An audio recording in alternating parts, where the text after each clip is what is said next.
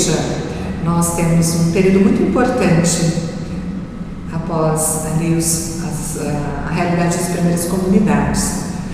Tudo o que as primeiras comunidades viveram a partir da experiência de Jesus foi, de fato, sendo documentado, resgatado.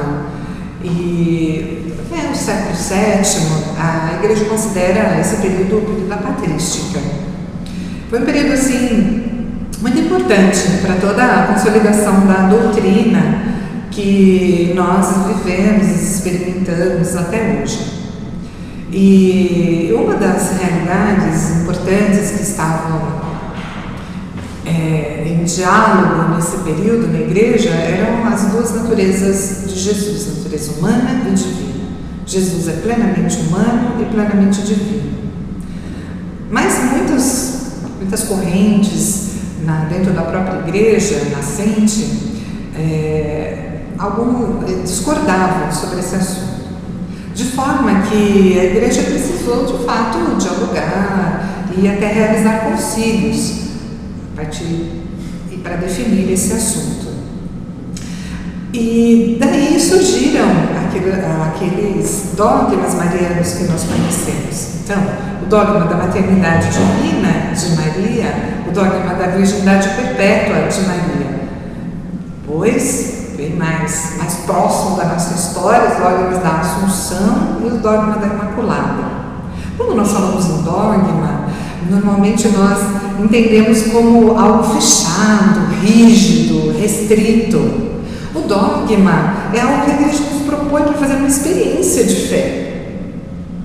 É algo que não é como ir no supermercado e retirar uma caixa de sabão em pó e eu saber que eu vou utilizar aquele produto para lavar uma roupa e se ele não lavar eu vou reclamar com a empresa. O dogma eu preciso experimentar, vivenciar. Aí sim, de fato, ele vai nos trazer algo de positivo, algo de vivencial, de experimental.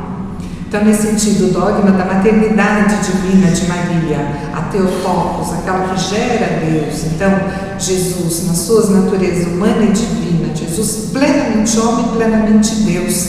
Por isso, Maria, mãe de Deus, Theotokos, aquela que gera Deus. E essa devoção, ela é algo presente até bem antes do próprio concílio definir, algo que o povo, as comunidades realmente acreditavam que Maria era mãe de Deus, porque Jesus plenamente Deus. Então, nós também podemos gerar Jesus de outra forma, claro, não um ser humano, não uma pessoa humana de Jesus, mas gerar Deus nas relações humanas, nas relações da sociedade, na nossa família. Cada vez que nós temos a coragem de fazer com que a justiça aconteça, de fato, a verdade, dizer não ao egoísmo, ao individualismo e tantas formas de mortes que nós temos, nós também estamos ajudando a gerar Jesus. Então, viver essa dimensão da maternidade de Jesus. A virgindade perpétua de Maria. A virgindade está muito ligada à fidelidade. Aquela que é fiel não trai. Maria não traiu o seu Deus. Coisa bela. Uma sociedade hoje onde é tão comum mentir, trair, Maria é esse exemplo de fidelidade. Então nós podemos ser fiéis à nossa fé, na nossa família, o marido e a mulher, os pais e os filhos, todas as relações, viver a fidelidade, viver a verdade. É uma forma também de atualizar o dogma da virgindade.